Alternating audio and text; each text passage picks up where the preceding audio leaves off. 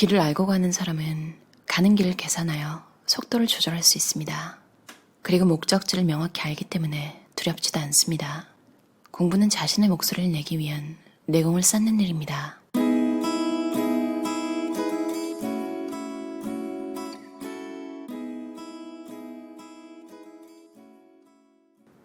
빙산의 형태를 그대로 유지하기 위해서 물 아래 90%의 부피가 필요한 것처럼 공부에서도 이해가 아래에서 단단하게 받치고 있어야 한다.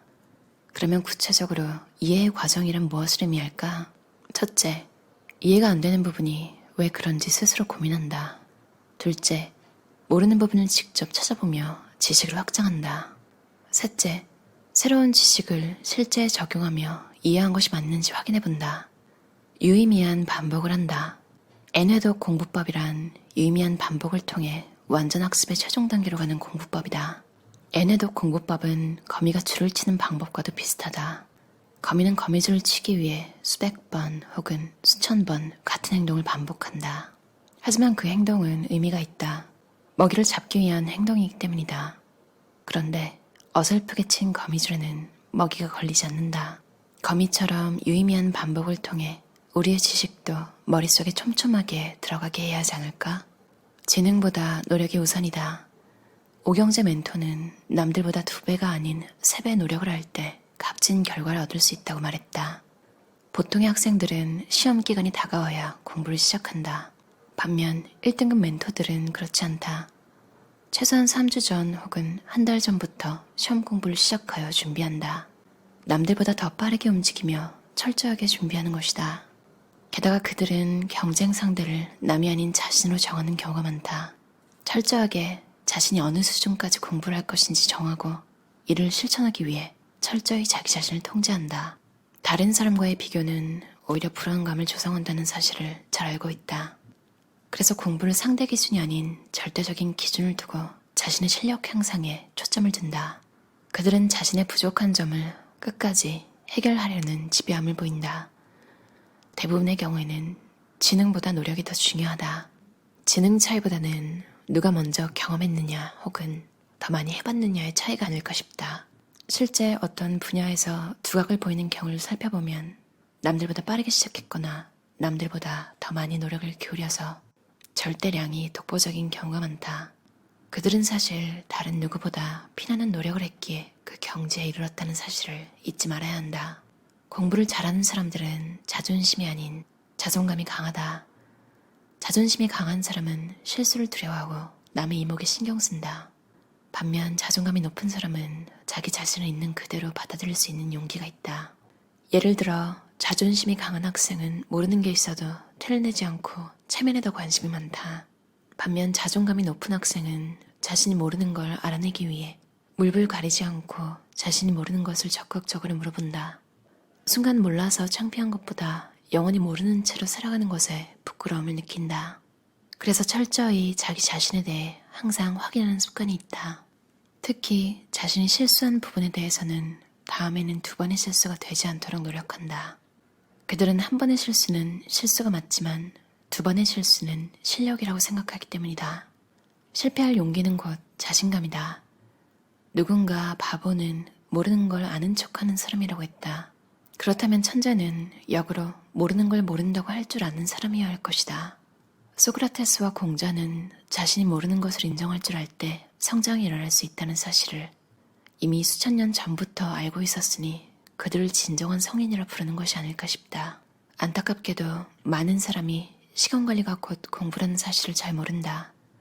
시간관리는 메타인지의 한 부분에 속한다. 내가 가진 시간을 어떻게 분배해서 쓸 것인가 분석하고 고민하고 실천해야 하기 때문이다. 세세하게 적지 않더라도 머릿속에 항상 하루의 일정을 그리고 앞으로 자신이 무엇을 해야 하는지 모두 기억하고 계획하며 살아간다.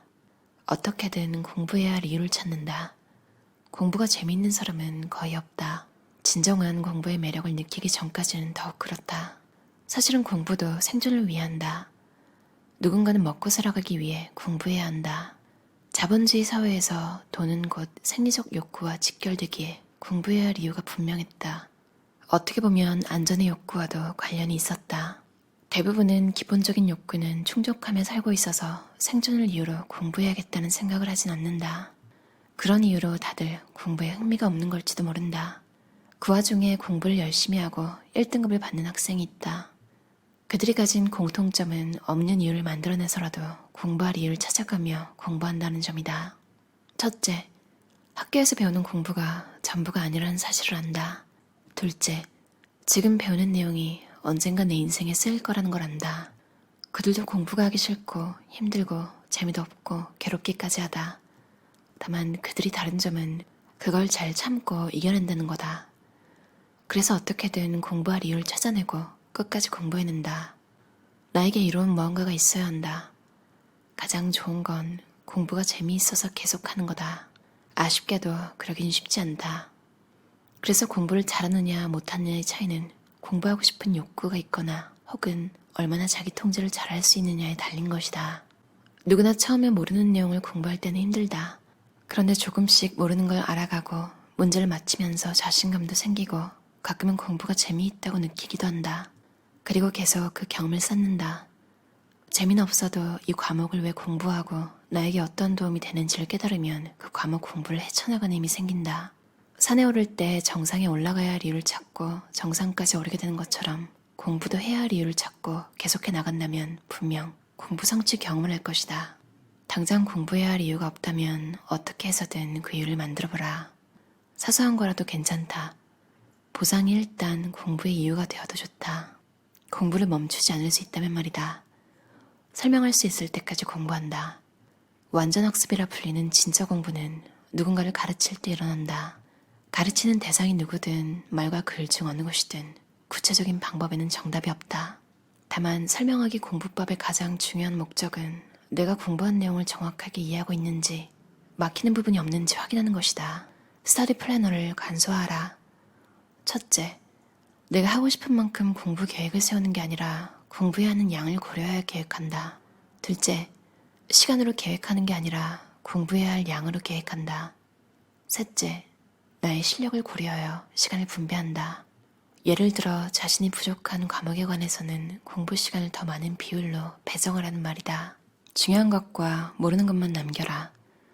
노트 정리를 하면서 지치거나 공부에 실패하는 이유는 완벽히 정리하려는 지나친 욕심 때문이다. 우리는 기계가 아니라 모든 정보를 머릿속에 담아낼 수 없다. 노트 정리의 최종 목적은 시험 당일 10분 동안 내가 꼭 봐야 할 내용만 남겨두는 것이기 때문이다. 핵심은 정리한 내용을 반복하며 암기하면서 끝까지 자신의 것이 안 된 내용 중심으로 노트에 남겨두는 것이다. 그것이 이해해서 암기 단계로 넘어와 완전 학습으로 가는 방법이다. 노트 정리는 그 중간 과정에서 효율적으로 암기하기 위한 수단이라는 걸 잊지 말자. 자신만의 방식으로 최대한 간략히 정리한다. 첫째, 글자를 줄이고 최대한 기호를 활용한다. 둘째, 문장 전체보다는 단어 위주로 적는다. 셋째, 암기해야 할 중요한 단어는 굵고 진하게 쓴다. 혹은 밑줄을 긋는다. 넷째, 필요에 따라 그림, 도표, 그래프 등을 활용한다. 많이 하는 실수 중 하나는 자신에게 최적화된 공부 환경을 만들지 못한다는 것이다. 공부를 지속성 있게 하려면 자신에게 잘 맞는 공부 환경을 찾아야 하고 쉬는 공간과 공부하는 공간을 분리해야 한다. 어떠셨나요? 신영환 저자의 1등급 공부법이라는 책이었어요. 서사원 출판사에서 나왔고요. 어떻게 보면 10대들이 봐야 되는 책이잖아요. 근데 저는 공부법 책은 약간 육아서랑 비슷하게 생각하는 것 같아요. 그러니까 저는 아이가 없지만 육아서를 읽는데 부모님의 입장에 생각해 볼 수도 있고 아이 입장에서도 느꼈던 감정들이 왜 그랬는지 이해할 수 있어서 좋아하거든요. 저만 그런 줄 알았더니 오은영 선생님, 오은영 박사님이 나오는 프로그램을 20대, 30대들이 많이 본대요. 그 이유가 저랑 같더라고요. 공부법 책은 사실 어떻게 보면 성인이 돼서 하는 공부는 좀 느슨해질 수 있는 경향이 있잖아요. 왜냐면 뭔가 데드라인이 딱히 있는 것도 아니고 내가 선택한, 그러니까 좀 자율적으로 공부하고 싶은 분야라면요. 근데 뭔가 이렇게 데드라인이 정해져 있는 시험 공부에 관한 책을 읽으면 좀 긴장감 이런 것도 생기고 자극도 받고 그로 인해서 내 시간도 좀 공부하는데 쓰는 시간을 단축시켜주는 효과가 있는 것 같아요. 그리고 공부도 어떻게 보면 스포츠랑 비슷한 게 멘탈 관리가 굉장히 큰 부분을 차지하잖아요. 그래서 공부법 서적은 항상 보면 공부만 다른 게 아니라 인생 전반에 걸친 다양한 것들에 도움을 주는 내용이 많은 것 같아요. 이 책에는 다른 책에서 나왔던 좋은 내용도 저자가 책 제목을 나열하면서 소개를 해놨는데요. 경제 유튜버들이 많이 추천하는 보도 셰퍼의 돈이라는 책에 나왔던 내용이 우리가 문제를 인식할 때 항상 자신이 희생자라고 생각한다. 하지만 우리 스스로가 문제에 대한 책임자라는 걸 인식하고 해결하려고 노력한다면 더는 인생의 실패자가 아닌 성공한 사람이 될 수 있다고 했다. 저는 막 추천을 너무 많이 받으니까 이 책을 되게 읽고 싶었는데 한국어 번역본 전자책은 없더라고요. 그래서 찾아보니까 영어로 된 책은 전자책이 있어서 그걸 사서 읽었는데 진짜로 되게 좋았어요. 한국에 계신 분들은 구할 수 있으면 그 책도 한번 읽어보시는 거 추천드려요. 제가 어제 리뷰했던 으뜸책이라는 책에서 심으뜸 저자가 절대 무리해서 운동하지 않는다고, 왜냐면 장기적으로 꾸준히 하는 게 더 중요하니까. 근데 이 책에도 그런 내용이 있어요. 유독 운동을 좋아하는 사람들은 방전될 정도로 지나치게 오랜 시간 운동을 하거나 하루에도 몇 번씩 땀을 흘리며 자주 운동을 하는 경우가 있다. 그러면 피로를 유발하는 젖산이 쌓여서 잠을 자거나 쉬면서 오랜 시간 회복해야 한다. 42.19km를 달리는 마라톤 선수들은 마라톤을 연습할 때 매일 10에서 20km의 거리만 달릴 뿐 실제 완주해야 하는 거리는 모두 달리지 않는다. 이 정도만 해도 충분히 유지가 된다고 해요. 제가 제일 처음 읽었던 문장, 길을 알고 가는 사람은 가는 길을 계산하며 속도를 조절할 수 있습니다. 그리고 목적지를 명확히 알기 때문에 두렵지도 않습니다. 그리고 내가 지금 뭔가를 배우거나 하고 있다면 이게 언젠가 유용하게 쓸 거라는 믿음이 있어야지 계속 하게 되는 것 같아요. 그 과정조차 너무너무 재밌는 그런 일은 좀 드물잖아요. 다 어느 정도 조금 숙달이 되어야지 그걸 가지고 즐길 수 있는 그런 수준이 되는 것 같아요. 그때까지, 그게 습관이 될 때까지 좀 같이 버티면 좋겠어요. 이 책에서 얘기했던 유의미한 반복을 한다. 이 말이 참 마음에 들더라고요. 그러니까 무작정 열심히 하는 건 사실 좀 비효율적일 수도 있잖아요. 잘 정리된 노트나 잘 정리된 것들을 유의미하게 반복하는 방법은 정말 좋은 것 같아요. 전 영어 문서 읽는 거 되게 싫어하는데 요즘 좀 방법을 찾은 게, 만약에 종이로 받은 거면 이제 그걸 찍어가지고 노트 필기 어플리케이션에서 불러와요. 그래서 밑줄을 그으면서 읽거나 아니면 그럴 시간이 없으면 그냥 정말로 진짜 형광펜을 들고 밑줄을 그으면서 읽으면 좀 차분하게 읽히더라고요. 그리고 더 집중도 잘 되고요. 여러분은 어떤 방식으로 뭔가를 습득하시나요? 가끔 정말 한 문장으로 나와 있는 팁이 삶의 이렇게 방식을 아예 확 바꾸기도 하잖아요. 여러분만의 방법이 있다면 공유해 주시면 좋을 것 같아요. 그리고 이 책에서 참 좋은 문장이 있었어요. 사실 감정 조절은 누구에게나 도움이 되는 이야기 같아요. 감정 조절의 끝판왕이 되자.